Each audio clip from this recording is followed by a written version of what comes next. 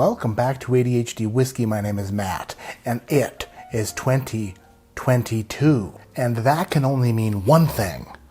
Well, it could mean multiple things, but the thing that it means right now is that today is the day that I go through my top 10 bourbons of 2021.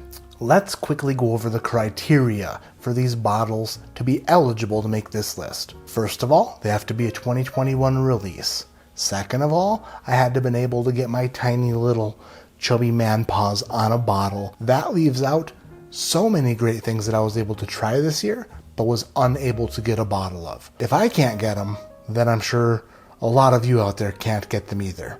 Even though a lot of you can somehow. What type of magic voodoo do you do? Doo-doo face. If you can't tell, I've got a little bit of a cold, so super sorry, but you're gonna have to suffer through this if you want to see this list. And if you don't want to see this list, then I don't recommend suffering through this.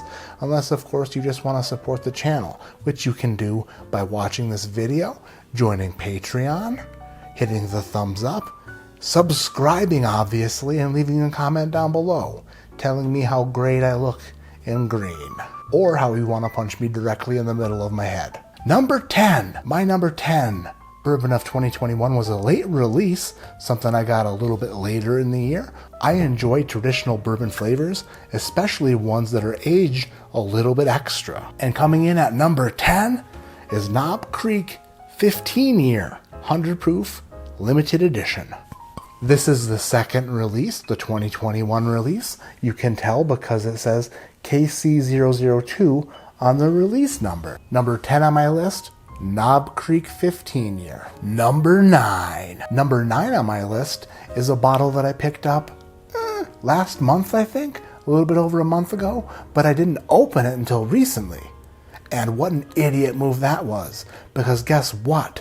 Bomberger's 2021 release is what some people would call the bomb. This is a Kentucky straight bourbon whiskey, 108 proof from the Michter's Distillery. This one is light and sweet, super vanilla-like. Overall, a very pleasing flavor profile, not too oak heavy, but does have hints of wood and oak that make you go, the heck was that? Bomberger's Small Batch 2021 release, number 9 on my bourbons of the year. Number 8. My number 8 bourbon of 2021 is what some people would maybe consider a bit of a fall from grace. But it can't be that big of a fall if it still made the top 10 list, can it? Last year, Elijah Craig Barrel Proof Batch C920 was my bourbon of the year. It was extraordinary, an absolute monster of a bourbon. Welp, in 2021, Heaven Hill released another 3 batches of Elijah Craig Barrel Proof, and they were all really good. None of this year's batches, however, stepped forward and into the spotlight with like gold glasses and a grill and face tattoos and said, "Everybody look at me, I'm a Bourbon of the Year contender." With that being said, Elijah Craig Barrel Proof Batch, any batch, from the year 2021 makes number 8 for best bourbons of 2021. Since there's not a standout batch this year, I'm just going to go ahead and give the number 8 spot to any of the batches of Elijah Craig Barrel Proof. They're all fantastic 12-year-old barrel strength bourbons, and they do deserve a spot on the list. Number 7. My number 7 bourbon in 2021 belongs to an old brand. And the brand itself might not be old, but the label states that it is old. This company released 4 small batch bourbons in 2021, and the bottle that I was able to get my hands on was batch number 8. And batch number 8 of Old Carter made the number 7 spot on my bourbons of the year. This barrel strength bugger is an Indiana bourbon that the Carters acquired and then put a magic spell on before they put it into a bottle. I'm just amazed at what they do. Distribution on Old Carter is a little bit not fantastic, but guess what? There's not a ton of it to go around. There's not like a million bottles of it. It's not like a gigantic operation. Anyway, this toasty, oaky, dusty son of a mother makes me smile for miles and miles. I do love me some Old Carter bourbon whiskey, and it is number 7 on my bourbons of the year. Number 6. Coming in at number 6 is Calumet Farm 15. This is a small batch Kentucky straight bourbon that I enjoyed a lot this year. You can tell by the level of fill that I enjoyed it oh so much. This is 105 proof non-chill filtered Kentucky bourbon goodness. It's sweet, it's oaky, it hits you in different spots of the mouth that makes you dance a little bit, makes you do a little bit of a polka, makes you do a bit of a Macarena maybe. It's super good. Calumet Farm, number 6. Uh-oh, guess what time it is? It's time for the top 5. Matt's top 5. The 2020 World's Top Whiskey Tasters Top 5 Bourbons of 2021. Let's get ready to friggin' do it. Number 5 on my list belongs to a bottle that no longer goes by the name that's on the bottle. And if things continue to go the way that they do, this will be the last year that this bottle makes my list. I was able to get 1 bottle of this as a gift this year from a viewer, but I haven't seen one of these bottles on a shelf, aside from a single barrel, in probably 2 years. If that trend continues into 2022, then this probably won't make this year's list. But for 2021, I was able to get my tiny little man hands on a bottle of this, and Stagg Junior comes in at number 5. This particular bottling is batch number 15. It is 131.1 proof. This hard to find son of your batch is delicious. Of course, it's Buffalo Trace distillate at barrel strength. No age statement, but I think that they rumor it to be around 8 years old. This was the first release of 2021. After this, of course, there was batch 16 that was released later in the year, and then batch 17 that dropped at the very end of the year. They're also doing single barrel offerings of Stagg Junior now, so your probability of running into a bottle has increased a little bit, knowing that there could be stores in your area that are doing single barrel picks of Stagg Junior. How many single barrels of Stagg Junior are they actually selling? No idea. Probably not very many. With that being said, I would put Stagg Junior batch 15 in 5th place, but any Stagg Junior you find will suffice. Batch 16, batch 17, a single barrel, whatever you can get your measly little hands on will do just fine. No one's gonna bring home a Stagg Junior and go, ew, this batch is bad. Stagg Junior, number 5 on my list of top bourbons in 2021. Number 4. My number 4 bourbon in 2021 belongs to Remus Repeal Reserve Series number 5. This 100 proof badass comes from the MGP distillery, or as they renamed it, Ross and Rachel. Ross and Chandler. Ross and Phoebe. I don't remember. Ross and something. This bourbon is sweet and oaky.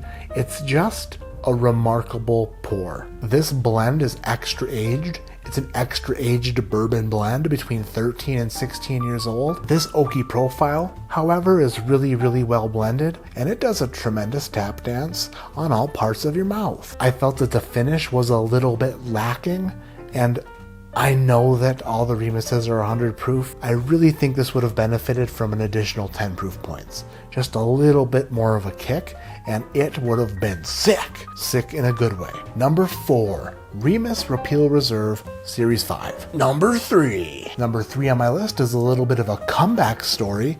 It's the second release of this particular product in 2021, with the first release being what many scholars and astronauts and astrologists and meteorologists would consider to be a bit of a disappointment. Series 5 of this particular release was not the greatest, but Series 6, released in the fall of 2021, came in like a wrecking ball. Never meant to break you up. All you ever did was discovery. Yeah, you. Discovery. That's just a bad singing job. Bardstown Bourbon Company Discovery Series number 6. It's good. It's so good. What? That's my wife interrupting me. Maybe she heard me singing Miley and was like, what is he up to? Just singing Miley Cyrus, no big deal.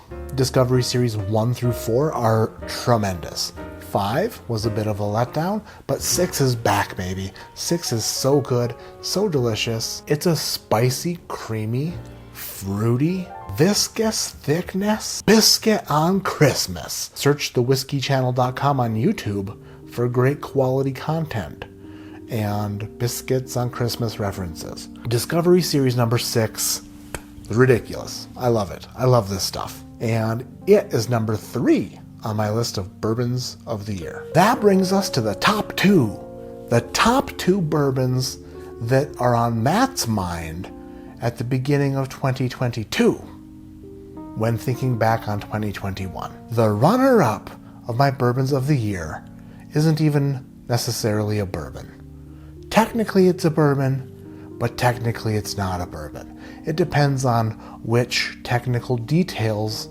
you want to be technical about. This is the atom bomb of bourbon bombs.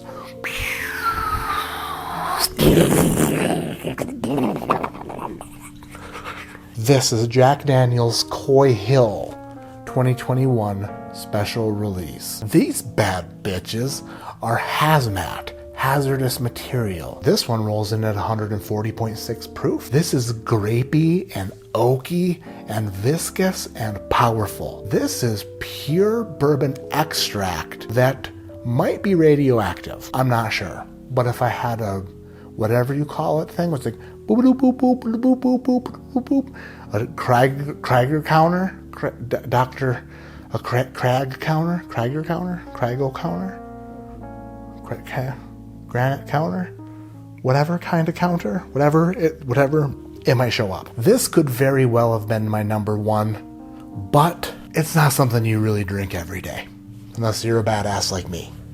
Unless you're a badass like me, you don't necessarily go to this for a daily pour. If you're into extra hot action, extra hot, extra oily action, then this Jack Daniel's might be right up your alley and directly up your ass. Jack Daniel's Coy Hill, damn near the winner, but its lack of daily drinkability bumped it into the runner-up spot. Now we made it to my number 1 bourbon of the year in 2021. This company actually reached out to some YouTubers and podcasters and stuff at the beginning of the year to help them select barrels for their Kentucky batch, and I was a part of that. And when I got the Kentucky batch, I tasted it and I absolutely loved it. I knew it was going to make the top 10 list, but I didn't know where it would fall because there are so many batches of this out in the wild. Each state that gets this bottle gets their own batch. I picked up a random bottle, a random batch from a random store in Colorado, and it was Colorado Batch 3. And when I tasted it, I fell in love. I then blinded it against a bunch of other fantastic bourbons that made this top 10 list, and it came out in first place. An easy first place. Hopefully I don't regret this later by tasting a batch I don't like, but Sam Houston 15 year. Sam Houston 15 year is my bourbon of the year in 2021. I honestly don't know if they're going to be doing these batches every year. Last year was the 14, this year was the 15. I don't know if this trend is going to continue or if this will be their last bottling of extra age sourced Kentucky bourbon. But if it is, I gotta say they did a remarkable job. So stinking good. The 14-year-old last year was remarkable, and this year they knocked it out of the park. This is a 3-barrel batch size. It's over 15 years old. It is all the quintessential Kentucky bourbon flavors with a little bit extra oak just plowed into it. It's oaky, it's cherry, it's grapey, it's viscous. It's 103 proof, and this is my jam. This is my flavor profile. This is what I love. Other people won't agree. Other people will say this is too oaky. Some people will say that this is just not their favorite, or they got a bottle and they didn't like it. But what I'm saying is this flavor profile, this 15-year Kentucky straight bourbon whiskey flavor profile, blended together really well is my jam. It's what I love the most. I'm comfortable saying that. I love an oaky bourbon. I do. These run right around $130, so they're not super cheap. They're a little bit pricey, but in this circumstance, you get what you pay for. It's a tremendous 15-year-old Kentucky bourbon, and I absolutely love it. Sam Houston 15 is my 2021 Bourbon of the Year. That's gonna do it. That's gonna wrap it up.